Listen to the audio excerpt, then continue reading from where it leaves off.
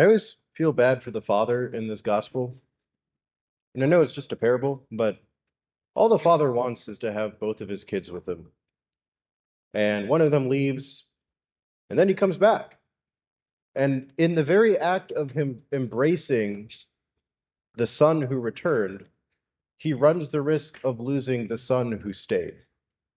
And so he's kind of at the mercy of his sons, hoping, will they make peace between each other so that I can have both of them, right? That's all the father wants. And I think when we understand the historical context behind this gospel, we can kind of see even more of what's going on. A little bit of a history lesson here. The nation of Israel had a civil war early on in the Old Testament and split into two separate nations. The northern nation, which was just referred to as Israel, and the southern nation, which was referred to as Judea. Think of these two nations as the two sons of the Father. The northern nation, unfortunately, fell into sin a lot more and a lot deeper than the southern nation. And when the Babylonian captivity happened, their deportation was harsh. It lasted longer and it was more thorough. And so when they returned, many of them were not pure Jews anymore, and the Judeans referred to them as Samaritans. The Judeans also, of course, turned their backs on God, but it was much later, and it wasn't quite as serious, and the suffering that they had through the Babylonian captivity wasn't quite as much as in the north. And so the kingdom of Judea kind of represents the older son, while the kingdom of northern Israel represents the prodigal son. Now, these two kingdoms did not like each other, right? They didn't like each other. The Judeans didn't like the Samaritans because, on the one hand, they weren't purely Jewish, but even worse than that, as a result of these tensions, the Samaritans did not come down to Jerusalem to worship. They established their own center of worship in the northern kingdom in contradiction to the law of Moses. All right. Remember, this isn't like America where we have a church in every neighborhood. The Jews worshiped in one place, and it was the temple, and it was in Jerusalem, and that's where you were supposed to go. And the Samaritans refused to do that, and so that added a lot more tension. So we can see in this parable Jesus's attempt, right? Jesus is trying to bring the Samaritans back into the fold, and not only them, of course, but it's his intention to bring the entire world into the fold of the church. And that's not sitting well with the Judeans, right? They say, hey, I've been here the whole time. I've been faithful to the covenant. We didn't sin as much as they did. We worship in Jerusalem like we're supposed to. We should be treated better than the Samaritans.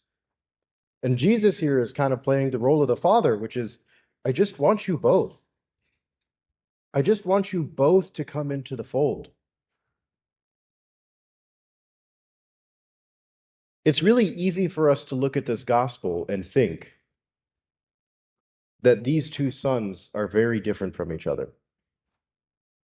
But the reality is they both made the same mistake. Both of them looked at their relationship with their father as a contract instead of a covenant. Covenant is not really a word that comes up in our vocabulary too often, but it is probably one of the most important words that you can learn in order to understand what our relationship with God is supposed to look like. So what's the difference between a contract and a covenant? In a contract, two people come together and they exchange things. Maybe you give me money and I give you labor. Maybe we trade.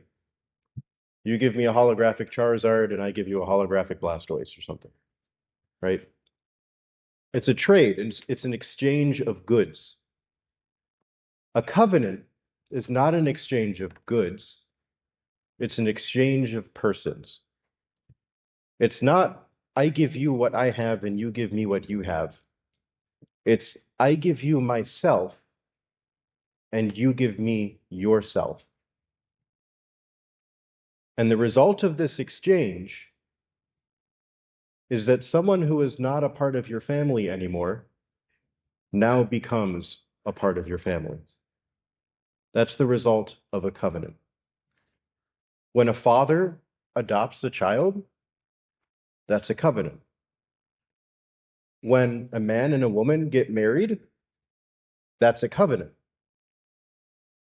When God chooses to make us his adopted sons and daughters, that's a covenant. So look at these two sons and examine their attitude towards the father. The first son leaves, and what does he want? He doesn't want the father. He doesn't want the exchange of persons. He wants the stuff, right? Give me the inheritance that would come to me. Just give me that. That's all I want. I want the things.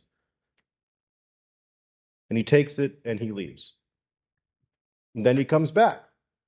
Hopefully he understands his mistake. Hopefully he repents. Hopefully he sees his relationship with his father now as a covenant instead of a contract. But what about the older son who never left? He made exactly the same mistake. Because when he's talking with the father, what does he say? I stayed and I worked for you like a slave. He doesn't say like a son. He doesn't use a family term. He says, I worked for you like a slave and you didn't give me anything.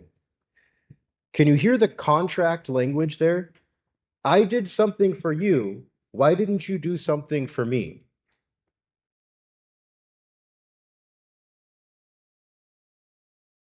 Our relationship with God is not about what he gives us. The mistake that these two sons make is they value what God gives them more than they value God himself. They valued what the Father gave them more than they valued the Father himself. That's not true of the Father. The Father's love is totally unconditional to these sons. He'll do whatever it takes to keep them with him because he loves his sons. He doesn't love the work that his sons do. He loves them, right? He's what they want. It's not like that with the sons. They want what the Father gives them instead of the Father himself. Think of it like this, okay? Imagine if a man wants to propose to a woman. So he goes to a jeweler and he says, I'd like to buy a really nice diamond ring. And he gives the jeweler money, and the jeweler gives him a ring.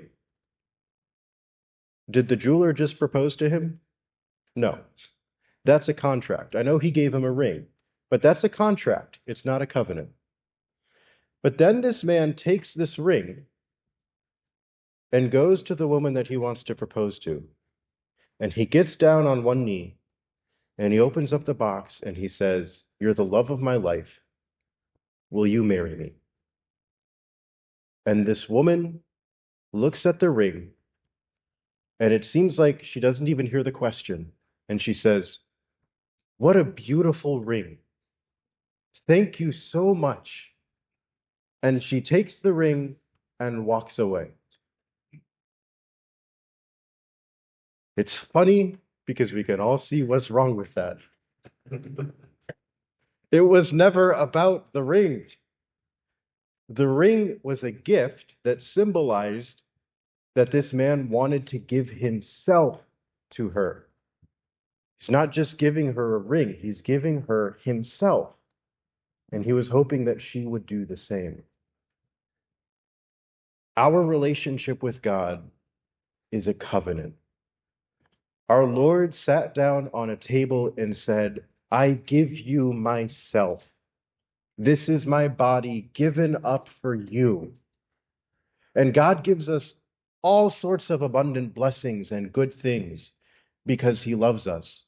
But we make a mistake if we love his gifts more than we love him.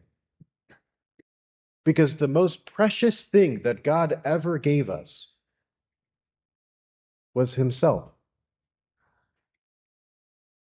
So let's return the favor. Let's do the same thing in return. Let us give our Lord ourselves and embrace our relationship with God not as a contract, but as a covenant.